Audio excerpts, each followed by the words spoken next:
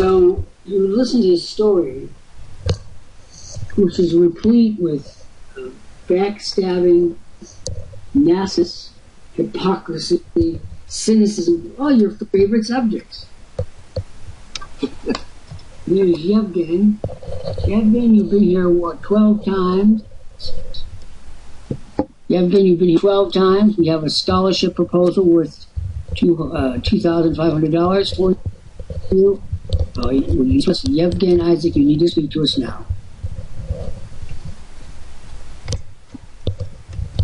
So this thing wasn't letting me sleep. I just couldn't sleep. I was up, down, all night. So finally, about 3 o'clock in the morning, I capitulated to my brain and said, okay, you want me to stay up? I'll stay up. What do you want me to write?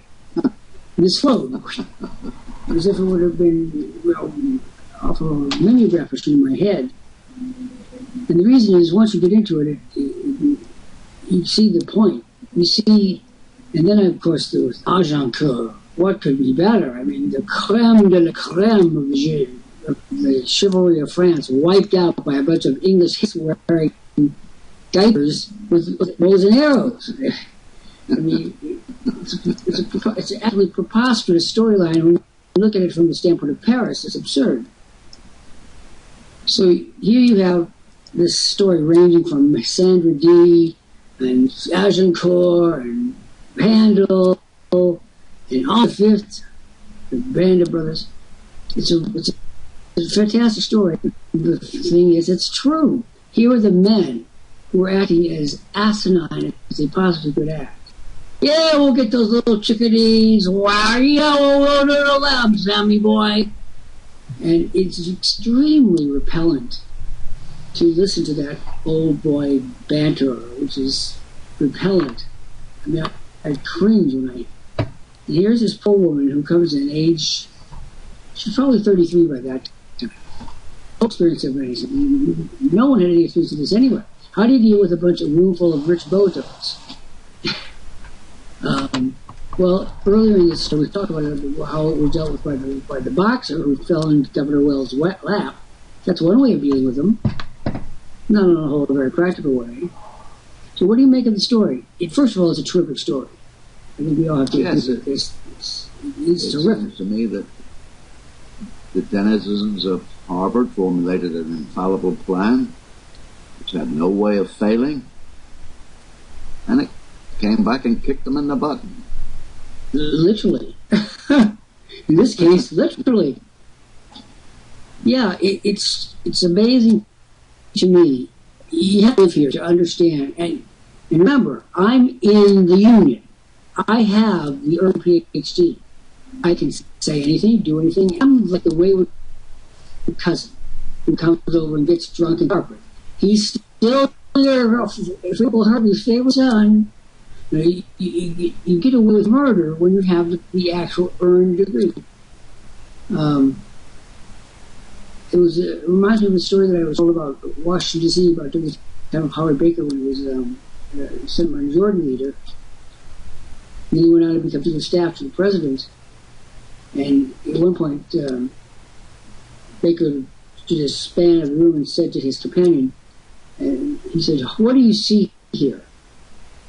"What do you mean, Senator? What do I see?" I said, "What's here? I see people. What kind of people?" Every one of those people had been elected to office. Didn't mean that they were elected in that accident, but they had the experience of running for office, and they knew the ins and outs of how policies would play in the Congress. The same is true. If you don't have the Harvard PhD, you're out of it in this town. You cannot go up to the highest positions because we use that word rightly, run the show. So here's a woman who was brought in from the University of Michigan, of all places. I mean, really, what's ironic is that the University was one of the 55 or 60 places that sent me a full boat acceptance. I didn't ever have to apply; they just sent it. So she's there, and you have to understand. This is not terribly snobbish, but I can't see how to do it any other way. It is Michigan, so you expect a certain amount of intellectual sloppiness. In fact, you expect a great deal. And she comes to thing which involves 180 people, half men, women. And she asks a question. Of the men, she says, she pulls a picture of a guy who's going to be a doctor. How will his life turn out? The women, she does the same thing. She's a woman, picture of a woman, says, this woman wants to be a doctor. How will her life turn out? And they go to busily work at their essays. One, I guess it was 95% of the men said, here's like pieces and cream. Here's why. They said, go to medical school, he's going to get a scholarship, he's going to be a popular guy, he's going to be a great surgeon. 95% minimum. Of the women, almost half said that her life, the woman's life was going to be miserable, she's going to be under the thumb of some tyrant man, she's going to have blubbering baby, her life was going to be absolute disaster. This was the beginning of fear of success. 180 people. It was never proven. It still remains, she would disagree with this, but it still remains a theory. I call it what it is, it's a theory, but it was the right theory for the moment. Remember what was happening in 1960. Let's see, when this came out, it was 1977. Think what the world was like in 1977. This ultra-feminist doctrine gets that men have been the cause for women failing because the women don't want to upset hubby with what that and get kicked down the street. You think you're so goddamn smart? Get out and get a job. Get out of my house. The words were lurid. The ideas were lurid. The whole thing was lurid. And I should probably remind everyone that we are talking through now Anything Goes, our daily program at 1 Eastern. We're talking about the fear of success from Matina Horner, famous theory that goes back to 1977. I happen to have been her assistant at Harvard. I'm writing this, and that's how this whole thing gets going. I'm here with Chris Minnis, the sage of Cornwall. You don't have the same kind of epiphany in England that we have here. Oh, we do. You do have success, or a woman. You do? Well, no, not that way, not necessarily, but I mean, in our parliament, we have a little club. But you don't have a woman who takes, who opens her mouth to fear of success, and the whole country goes. Not since Margaret Thatcher, no. Well, Margaret Thatcher, milk snatcher, was a politician. Matina Horner was a president of a non-real college.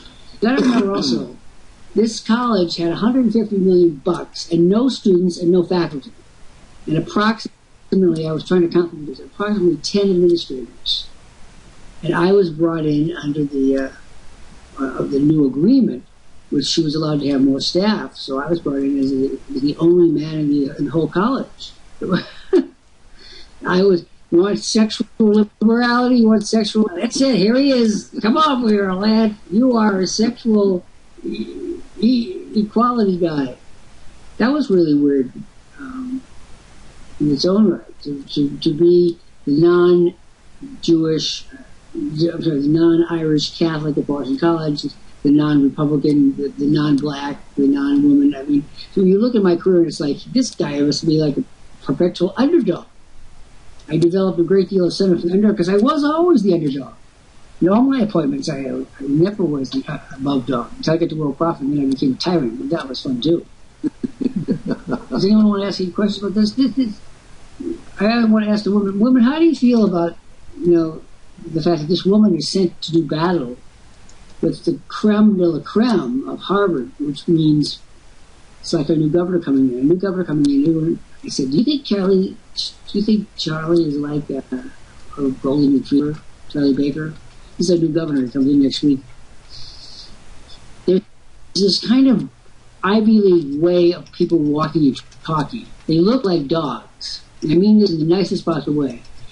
They're laughing like... You see Charlie walking through the State House and you go, you know he's like a Labrador retriever or some such a weird dog like that. Because they act like it and they talk like it. He got himself into trouble during the election because he called a reporter sweetheart. Hey, sweetheart, have you got anything Alamo asked? Anyone who knew anything about it, know that that's the kind of lingo that a prepper uses. A prepper who's had a couple of right to the wind, you know. Hey, sweetheart, would you give me another, you know, pinky? They are of languages that you don't understand. They live in places you never been to. And there's always family money lurking somewhere in the room corner. I think the model for this probably came out of England, but it doesn't really exist very much more in England. Don't have too many Labradors running places with pinkies. Really a little pinky Chris.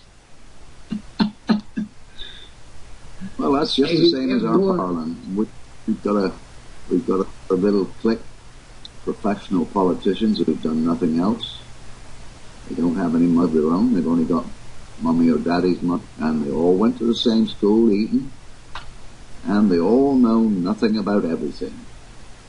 Oh, that's those are the thing that touch them, and it's scary. But now they're getting their asses kicked by a bunch of beer-drinking, cigarette-drinking nobodies. This policy, the nitwits are going to be succeeded by the nobodies. Whoa. And this is our prime ally in the age of terrorism. Yep, sounds good to me. It's coming back to people power. I have to say something. The people never had the power. Never. I mean, for 15 minutes, what's about time? Government don't have any power. First, the civil service has the power. Whether the government wants to do anything or not. In this country, Elizabeth Warren is attacking the banks, Wall Street. And by the way, just so I can go on record with this one since we're taping, I want to have my opinion. It's not so much my opinion, but the date I said it. Elizabeth Warren, who's our United States Senator, or senior senator from Massachusetts, who lives 3 blocks away from where I'm talking to you now, is positioned to run president on the populist ticket. She's going to come out there in favor of real people and their real needs. And she grew up in Oklahoma, which anyone who knows anything about American politics, Oklahoma is the Okie capital for populist politics. Every once in a while, the Democratic Party loses its brain and goes back to populism, gets its butt kicked, and comes back again and realizes that that's a stupid thing. What's she doing today? In the front page of the Boston Globe, that we fell being raised to a position in the Treasury Department, and Elizabeth Warren is by the president who's a Democrat. She's a Democrat, so she's of course attacking the president's appointment, saying that he's going to get a $200 million handshake from Lazarus.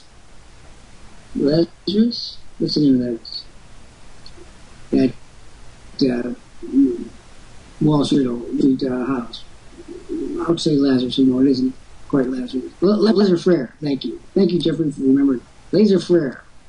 He's getting a $200 million golden handshake to take his position in the government. And she's flipping out about the immorality of taking $200 million. Now, I got news from Senator Warren. The reason that we don't have higher taxes in this country is because everybody wants to believe that at some far-fetched reason they're going to be making $1 million a year at one time, and they don't want the taxes to go up on money that they'll never actually have. So the reason why we keep our taxes low for those categories is because people don't want their money to be taxed. Oh, even though they'll never see anything. So she opens her mouth. She texts Laissez Frere today. She's sending a signal to Wall Street, which is this woman. It's the smother this woman. Shut her up. Is anybody else following this? It's the absolute most fascinating political story of the day. She's probably going to get nominated. She'll well pulverize Hillary. And then the country's going to wake up one morning and go, we don't want this crazy woman with her attacks on free. Because Wall Street will shift 100% of its influence to the Republican Party.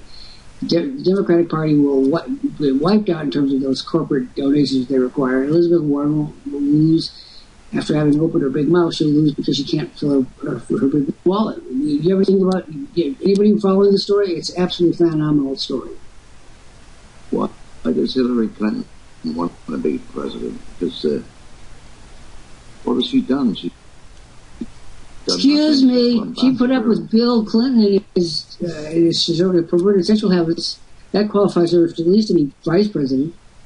No, well, maybe she wants to get her own back. I think that she wants separate bedrooms, and this is the best way of getting them. He'll sleep in the garage. She'll stay in the White House. Why does she want to be president? Well, let me put it this way. After you've made the number of sacrifices that she has made, the number of deals with the devil, she's going to feel like she's owed it. And there are going to be people who are going to agree with her. They'll say, oh, Hillary, her husband cheats on her. Her daughter's moved away from home. And she's, every time I look at her face, I see the whole map of the Mississippi River right there over her face. Excuse me, there are going to be, if there's such a thing as a sympathy vote, she's going to get it. 75%. 75%. Well, what's interesting to me is all Matina Horner wanted out of the deal, and she told me this so many times. She said she hoped that she would be appointed ambassador to Greece. That's what she, in honor of her father. And I thought to myself, as her game began to disintegrate, which is what I'm working on tomorrow, first comes the up, and the up is very uppy. It's very up. And total strangers opened the 10,000 smackaroos in that envelope for her. From a guy who doesn't know, can you please come to New York and say words? That's the famous check that's mentioned in the story. There was an awful lot of the good life hanging around. Chris, oh, you would have loved it. All the cute young personages and the money and the parties. Going square dancing with Matina was a high point of my life, but it might have been right up there at the top 1,000 things. Yeah. So anyway, to me, the down part of it, because the up was very up, but the down was very down. I guess all good stories have their downs, right? What are we talking about? Why are we talking about Matina? Because you had a crush on her? Well, I was saying, well, why does Hillary Clinton want to be president? And then you came under her. But why does she? Why does she want to be president? You know. Why does anyone want to be president? Because it's got to be a thankless job. Sometimes I can't figure that out myself. You in the back. You got no friends. Nobody loves you anymore. And you know what? I got to say this. Obama looks more like a 21-year-old today than he looks like when he was inaugurated. This is unheard of. Presidents are supposed to look aged and decrepit, who never get any sleep, which I can absolutely didn't go with. But he looks terrific. Am I wrong? I think he's just living in a la-la land. I don't think his life touches reality at any point. Comment? No, the other Bush is looking to run as well, so we've had enough Bushes. Oh, listen down. Excuse me, the monarchy. We have to put ours together every 4 years. It's a big trial. But wait till they get that from God or saint or king or pope or something. Yeah. I'll probably end up voting for Jeb. We're coming to the point where we're going to revoke your independence, and we'll have to bring you back into the fold and show you how to do things. Oh my God! You'll make me live in one of those places like Birmingham or something like that. Okay. One my opinion. Here's a ticket. Hillary Clinton, President Elizabeth Warren, Vice President. That's the Democratic ticket. And wow, that will create. That is a dynamite ticket. You heard it here first. A Republican ticket: Jeb Bush and, of course, Ted Cruz. Ted Cruz of Texas. We have, if he is found to be legally a resident of the United States, which is not entirely clear at the moment. He may have been born a Canadian, so then we'll have to ship somebody else. I think the woman ticket is one of the few ways of galvanizing a lot of people who will be excited. And, of course, the Democrats are going to write off Wall Street anyway. You heard it here first, folks. If that's Ted Cruz, tell him I'm busy.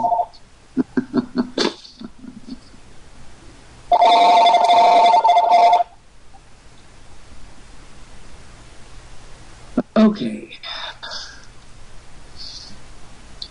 And this same here,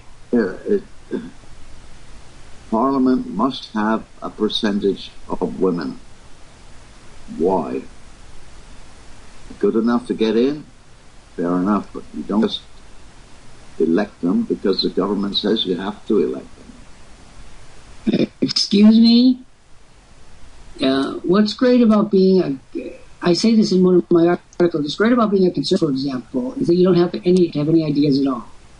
In fact, the fewer ideas you have, the better it is if you run as a conservative. Now, the Labour Party is the exact reverse. They have lots of ideas, most of them are screwball ideas. Why do we have to have a select number of women? Because it's the thing of the moment. And we have to always do that thing. It's a rule. And when we have Martha Coakley, who lost her governor 2 weeks ago, and she's the Attorney General of the state, and she goes public yesterday and said, I know that Mr. Cosby has not been accused of anything. I know that he has not been indicted, nor do we have an indictment forthcoming on Mr. Cosby. Nonetheless, I wanted to kick, screw, beat him to death because you know very well, he did it! And that's her basic remark. And it was absolutely, first it was crazy loco woman, and secondly of all, it's damn funny. But here she is, nobody has accused Bill of anything that's been, they've indicted him, arrested him, whatever. He's been accused in the People's Court of the Press, but not by any reputable legal authority. And of course, she has to get in her word, because if you are a liberal woman and you are behind in the words, you are going to get kicked in your rambunctious butt, and it's going to be your own damn fault. I have news for you. Cosby is innocent until proven guilty. Well, who is going to read the Constitution of the United States? Please do so. Brigadier Clara Bergman. Clara, you've been here 11 times before. We have a scholarship for you, but we're almost out of the scholarships now, Clara. Would you like to speak to us? Here's Chris Ninnis and I, Dr. Lant, the CEO. We are here. We are settling the hash of the world. I can't believe these legal agents have the audacity to say he should be dropped from his scholarship at the University of Mass. They're taking his name off of the scholarships that he gave. Now look, even if he's whatever level of thing he's in, he still gave the money, and there must be some legal obligation for them to keep his name that he gave him. What do you think? Do you think it's right for a man who has been illegally accused of nothing to have the name stripped off of his own scholarships? Clara Bergman, yes, please speak to us. His name is all over the papers here as well, and all these accusations. But as you say, no one has laid any charges, so innocent until proven guilty. We've got some of the weirdest scandals going on around Massachusetts. This place is a hotbed for scandals, and that's why I live here. It's so wonderful to wake up in the morning. Wow, what's the latest scandal of the day?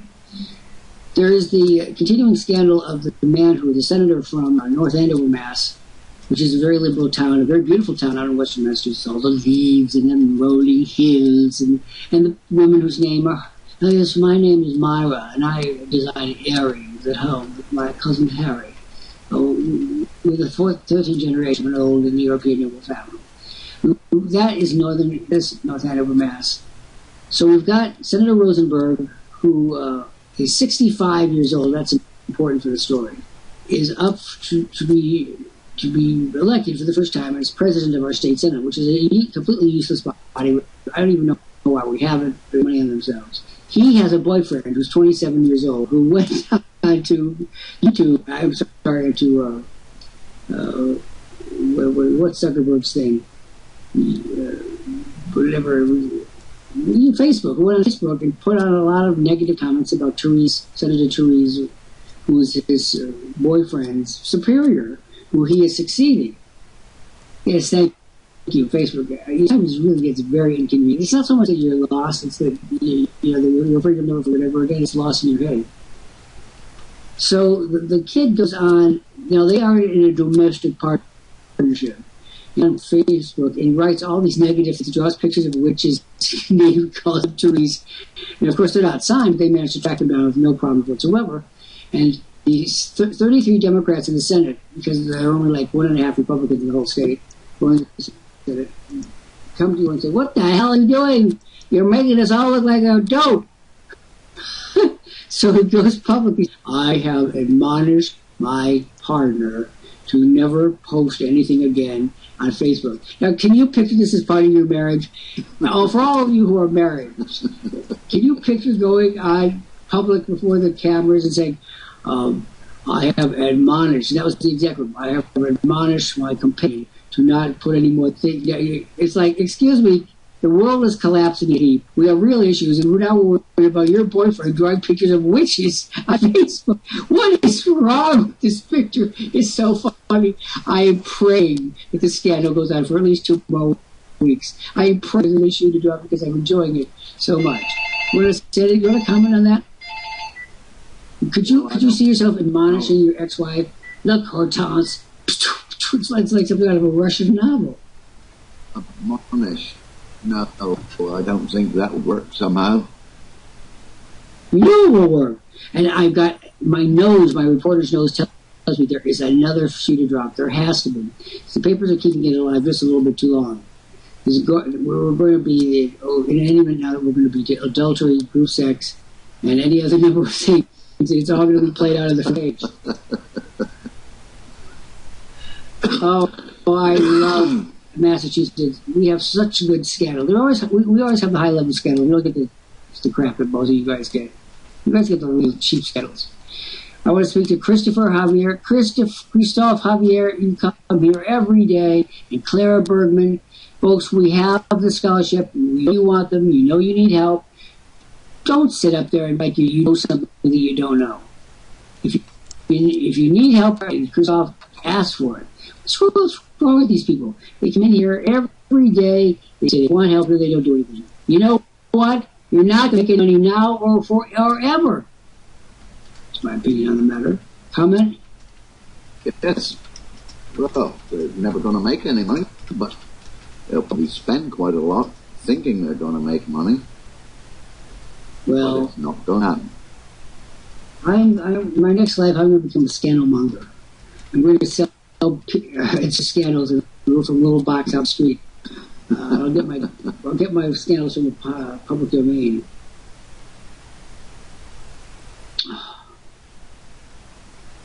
Anyway, all right. So we're not talking about scandals. We're talking about Matina Horner and my relationship with her. I just want to say, as you read this autobiography, do you think I'm making this stuff up, or do you think, my God, what's he going to come up with next? I look at this. You don't see your life as a whole. When you sit down and think about your life, you think about this, you think about this, but you don't think about it as a whole. I'm forced to think about it as a whole. I'm forced to think about it as a sequence, to write it up. Now, even I'm amazed at some of these stories. Comment? Yes. Clara Berg, we're going to remove you in 5 minutes. Where I live, a hole is opened up in someone's garden, and they can't understand why. So I said if they only realized where they built the houses, they wouldn't have built them there at all, because everywhere, almost 90% of the town is undermined. It's all tin mine, over. And they can't understand where the houses are collapsing. I'm sure you filled them in. Literally. Well, I know where most of the old mines were, because when I was 20, 21, I used to be a tin miner, and even when I was younger, when we were kids, we used to get. Okay, let's get to the bottom of this. What is a tin? What does tin look like underground? It's black, shiny, silvery black. Oh, so it is shiny, even under its normal conditions. Yeah. Okay, so let's get to the point of it. So how did you have a pickaxe and a shovel? No, we used to use a gelignite. That's an explosive, isn't it? It is very explosive, yeah. Okay, so how did you manage to get out without being buried alive? Well, you drill in so far, drill in about 8 or 10 feet, drill out the shape of the tunnel, then you charge it up with 200 or 300 pounds of gelignite, and you go out somewhere safe, blow it, wait for the air to clear, and then go out and get out. Who teaches you these things? Go in with the machine. Did you go to tin blowing up school?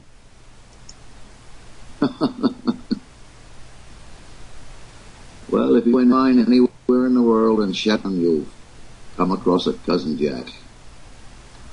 You mean like Jack Bourbon?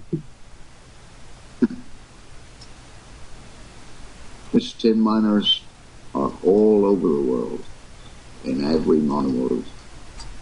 Well, I can see that. I mean, you know, if they're pretty good at blowing up something, crushing themselves, I mean, that's a pretty good recommendation right there. So, okay, let's continue our discussion because I'm a fanatic for facts. How much were you paid, and who paid you? How much was I paid? Okay, yeah. I was paid 21 pounds a shift. When I was 21, that was over 3 times the average wage. I was with a German company, Riesen. What was this, the 60s or the 70s? 67, 68. Well, those are the glory days. When I was in college at St. Andrews, you were underground. Isn't that just... Here, Chris, pick up my attaché case, drive it up to my desk, please. So let's see. How old are you now? You're a little bit older than I am. Like what? 2 years? 3? I'm 68 and 3/4. Oh my gosh! So we're the same age. Okay, so this is true. So folks, no little morality plays here. He goes underground, save the world in the chin. I go up to Scotland to take over the nation. Interesting how this is together. We want to bring Crystal into this discussion if we possibly can. Clara Bergman, Clara, we're trying to help you, but you know you're getting to be so damn tiresome. But do you want to say anything to Clara before we go back to our really important discussion?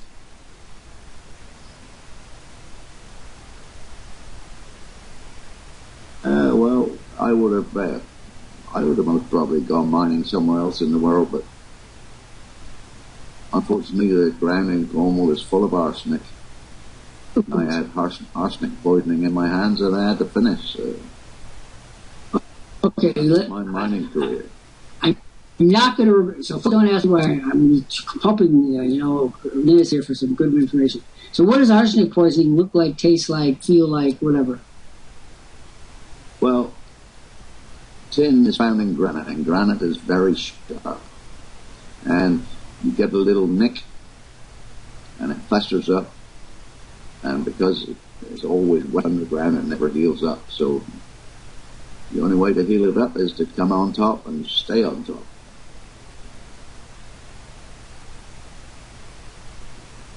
And you did that at your own cost, or you got a certain number of days when you could do it, or how did that work? Oh no, you just had to finish. That was it. End of story. Now you get to the lagoon. Did you ever participate or in a crash, in an explosion? In what way? I mean, did it ever collapse on you or your partners underground? No, but I was working in tunnel and I went off shift and come back in the next morning, go on shift and told that I couldn't go in that tunnel because it collapsed. And buried two men up. Yeah, that's what I meant. So, I'm always... We have in West Virginia the same thing. I'm always amazed at the people who are in the 3-4 generations. I'm pretty sure you weren't the first generation of your family to be underground. Oh, no. So did you take the job because it was the only job to hand, or that you knew about was easier or paid more? I mean, what was your thinking when you were a kid and you were going to take this job and possibly could bear it? I don't know about you, Chris, but I have a distinct aversion to being buried underground. And as far as burying above ground, which that isn't a reality, I'm pretty well covered there. I was earning £6-7 a week, and I saw this sign that they wanted people to work on the ground. I went in and saw the foreman, and he said, yes, you can start tomorrow, and we'll pay you £21 a shift. So and that was a lot of money. That was a lot of money. Yeah. Gee, I didn't make £21 a week until I was like 50. No, that's not much. Okay, were you in the union? What? I guess not. I asked if you were in the union, and that reaction sort of put paid to that little notion. Does anyone want to ask a question? I think it's terrific. I think it's very important. Did you ever go to a school? Did they ever invite you to a school to talk about life as a tin farmer, years ago? I think it's very important that people who are young understand these things. Yes, I went to a school in North Carolina because they asked me to come in and talk about England, and told them everything I knew, which took about 15 minutes. You're not really English. You are definitely Cornish. Do you make a distinction in your own mind? I mean, when you consider the question, because I can go into my very American, God bless the great republic. I can go to that and enjoy it. I don't ever see you. Well, that's not true, actually. Every once in a while, I cry the salient tear when we have some articles. But on the whole, you wax more poetic about Cornwall than about England. Is that so? Yes, because Cornwall had it before England, so we were way ahead on that. Now let's go back. This is King Mark, and this is the Bella Soul. Yes, it was. Wagner said you had a king. Yeah. You keep that opera readily at hand so you can play it at a moment's notice? Oh, no. Your Cornishisms are well. And all right. We had King Arthur. Well, you think about King Arthur. I have all the King Arthur books in this house, and King Arthur had a really bad rap. So he's a do-gooder, and first of all, his uncle or cousin Kay, the seneschal, tries to give him a throne. I mean, he grows up in a nest of thieves. He's kind of like naive, hey, everybody but Dobby Gillis and I'm the king of England, that kind of thing. So his cousin Kay wants him to pull out the sword to Excalibur so he can become the king. Because he did that, they're not going to let Arthur become king. And then he turns out to have the most beautiful friend in the whole world who immediately cheats on him with his beautiful wife. He can't wait a minute to escape from him. We love you, Arthur. You're the nicest person we ever met. We both love you to death. Well, how about you're staying married to me? No, I don't love you that much. How about saying my best friend? No, I don't love you that much either. So, because this guy has lots of problems. His half-sister, Morgan Le Fay, comes in and they have this illegitimate child named Mordred, who's really bad news. Can you point to any aspect of King Arthur's life, given that how it turns out, that you would want? Or you just think being a king for days is a sweet thing? I didn't well. Can I call you back in just another 20 minutes? I'm just recording online right now. Are you a crypto-monarchist? Okay. The betting is 10 to 5. You're a crypto. That's the crypto part, folks.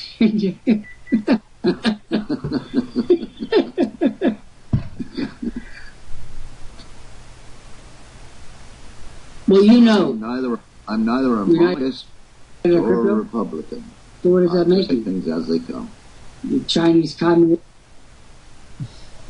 Well, I have to say this. I'm very weak.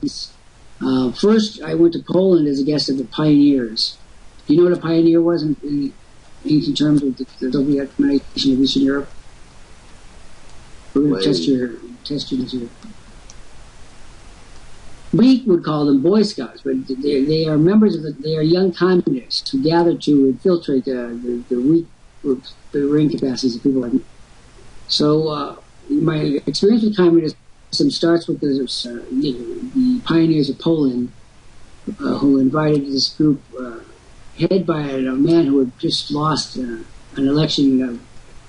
He was a conservative who had run for parliament and lost, and then he organized these tours to Eastern Europe. So that was my first experience with communists. Ultimately, of course, my brother bamboozles me. My brother, who's in the CIA, bamboozles me to be this Chinese guy, this so-called professor of English, in my house for a week, because my brother wanted some favors out of his mother, who was the mayor of a big Chinese city.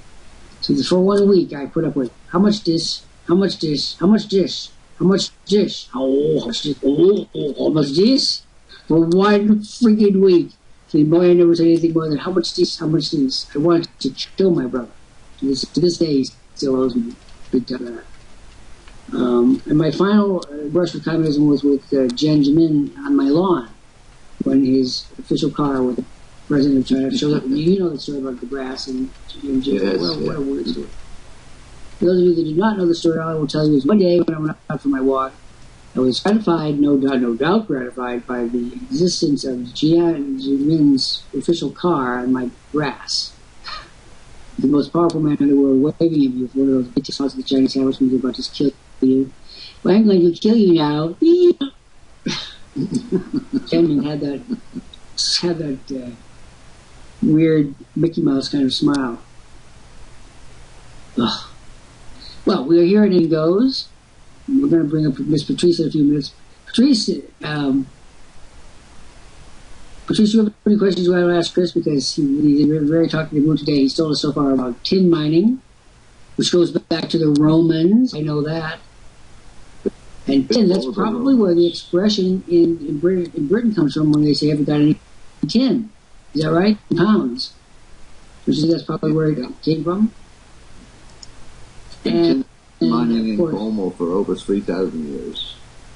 And the reason they're not played out because they only let them use teaspoons. Oh, and I've got a story for you. Remember Sir William Hamilton, whose art collection was brushed off into seeing the original picture of Lady Hamilton that I first saw at Sotheby's, which opens my book, is on sale.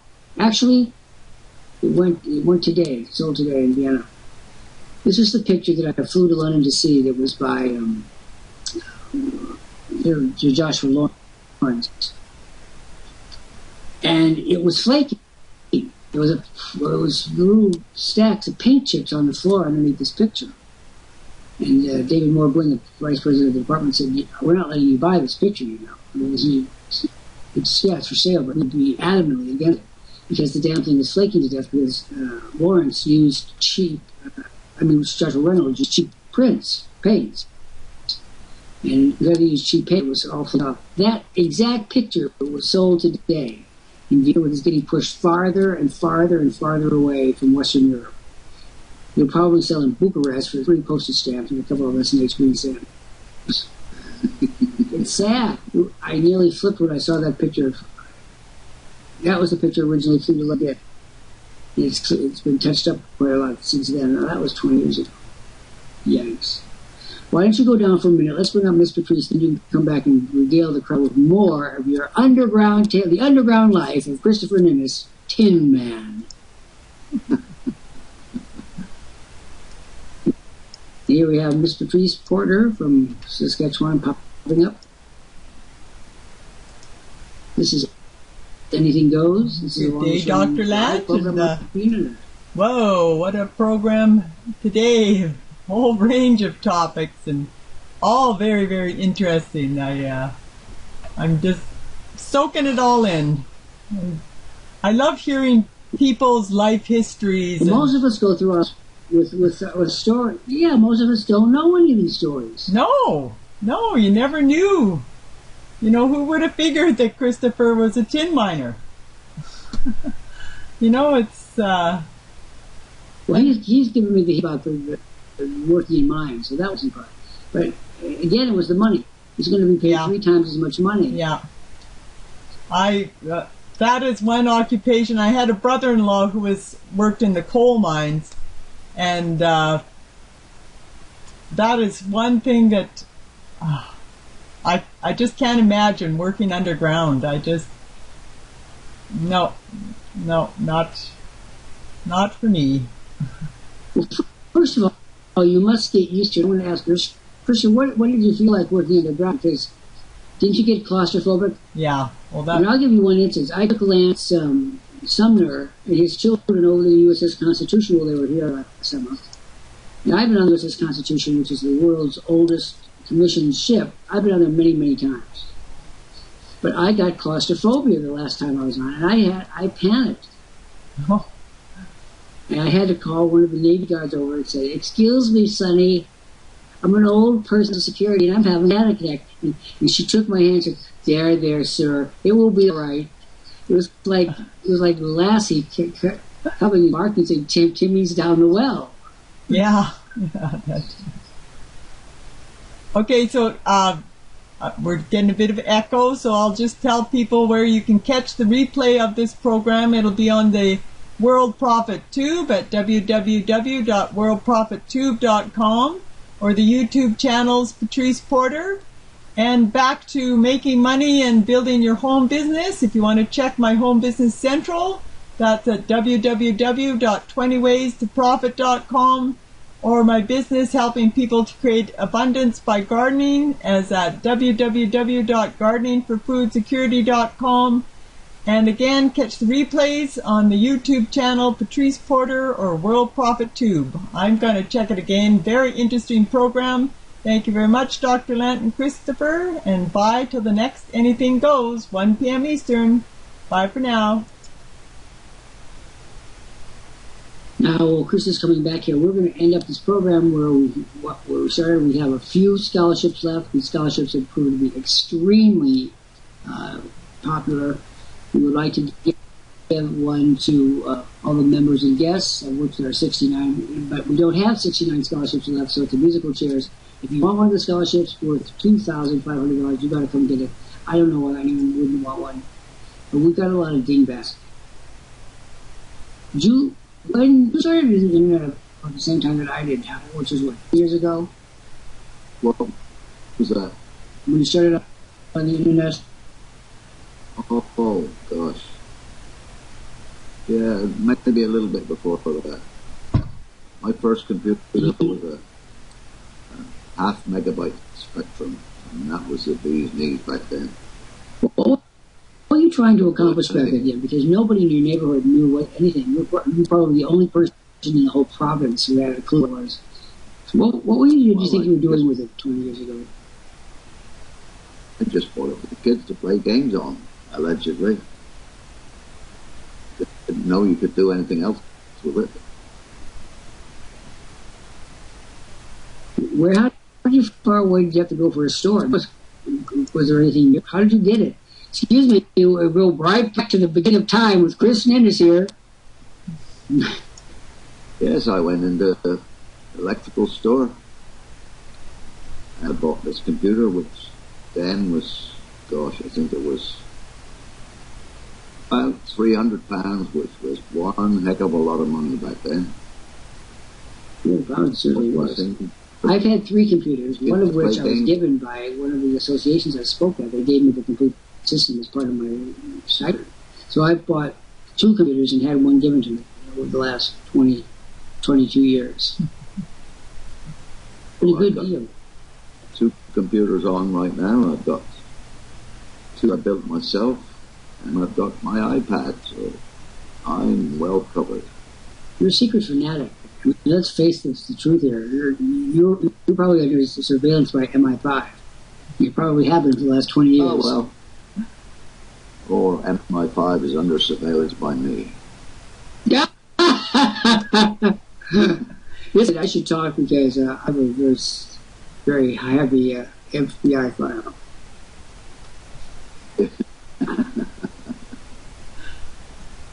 Why don't you finish this off today? What do you like that you want these people to take away for today? Any last words of wisdom? Yes, if you obviously are here, you've got a computer, put it to its full use and earn your living. Instead of just coming and looking, come and do. No do, no get. And I'm going to leave you with this thought. I'm going to finish this chapter now. Chapter 8 is just on the cusp of being done. And I have 4 chapters, so I'll get to go back to the ostensible purpose of this book in the first place. This book started off a guidebook for my collection. It got way, way out of hand as the pictures and everything started talking to me. And then I needed to have a framework so that people understood how I got to this point.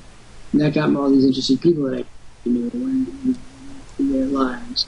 I write the kind of history that would die if it didn't have a person to write it, right? And Brian